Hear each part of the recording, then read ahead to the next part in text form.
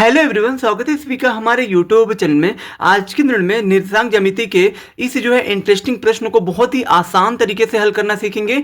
अगर आपको इस तरह के प्रश्नों को हल करने में कठिनाई महसूस होती है तो आज की ये वीडियो आपके लिए बहुत ही ज़्यादा महत्वपूर्ण होने वाली है, क्योंकि आज की इस वीडियो में मैं आपको इस प्रश्न का सोल्यूशन बहुत ही आसान तरीके से बताऊँगा। जितना आसान हो सकता है उतना आसान मैं बताऊंगा।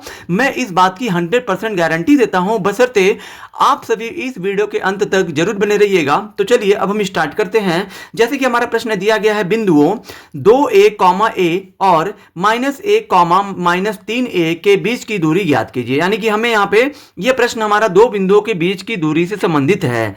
तो कभी भी आपको दो बिंदुओं के बीच की दूरी ज्ञात करना हो तो सबसे पहले तो आपको सूत्र पता होना चाहिए, और जो सूत्र किस तरह से इस्तेमाल करते हैं वो पता होना चाहिए, और जो सूत्र में क्या क्या चीजें प्रयोग किए जाते हैं वो आपको पहले निकालने आना चाहिए।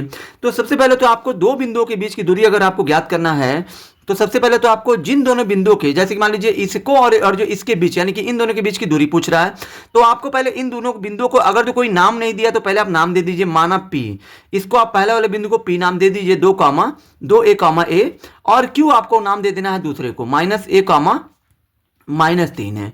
ठीक है। यहां पे पहले आपको क्या निकालना है, x1 निकालना है, फिर आपको y1 निकालना है, फिर आपको x2 निकालना है, फिर आपको यहां पे y2 निकालना है। ठीक है।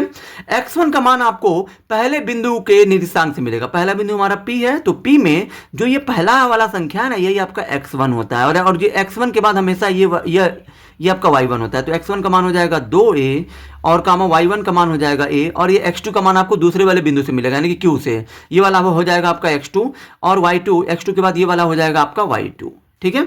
अब चूंकि हम यहाँ पे दो बिंदुओं के बीच की दूरी ज्ञात कर रहे हैं, तो दो बिंदुओं के बीच की दूरी का सूत्र होता है PQ, क्योंकि निर्देशांक ज्यामिति में दो बिंदुओं के बीच की दूरी को हम लोग ये PQ से दर्शाते हैं। P और Q का मतलब है P और Q के बीच की दूरी। तो इसका सूत्र होता है आपका, क्या होता है, कड़ी में x2 - x1 का whole square plus y2 - y1 का आपका होता है होल स्क्वायर।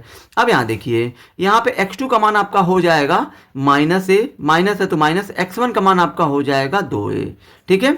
उसके बाद प्लस आपका y2 का मान आपका हो जाएगा -3a, माइनस फिर यहाँ पे y1 का मान आपका हो जाएगा a। स्क्वायर है तो स्क्वायर करिए, यहाँ पे भी स्क्वायर है तो स्क्वायर कर लीजिए। अब यहाँ देखिए, माइनस यहाँ पे a का मतलब क्या है, ये आपका एक a है, एक यहाँ पे छुपा हुआ है। ठीक है। -1 रुपया और -2a रुपया, टोटल माइनस कितना हो जाएगा, 3a रुपया हो जाएगा। स्क्वायर है तो स्क्वायर रहने दीजिए, प्लस। अब यहाँ देखिए, -3a है और -1 है, मतलब ये यहाँ पे आप देसी भाषा में समझ लीजिए कि यहाँ पे -3 रुपया है और ये माइनस आपका 1 रुपया, तो टोटल माइनस आपके ऊपर कितना हो गया, -4 रुपया हो गया। स्क्वायर है तो स्क्वायर।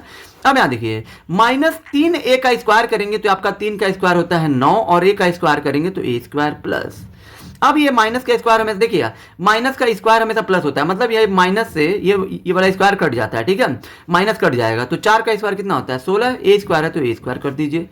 अब यहाँ पे आपका 16 और 9 कितना हो जाएगा, 25, और यहाँ पे a स्क्वायर दोनों में तो a स्क्वायर हो जाएगा। और यहाँ देखिए, 25 का वर्गमूल अगर आपको ज्ञात करना है तो 25 का आपको गुणनखंड करना पड़ेगा, तो 5 × 5 होगा। और यहाँ पे a स्क्वायर का गुणनखंड क्या हो जाएगा, a × a हो जाएगा, क्योंकि a पे घात 2 है।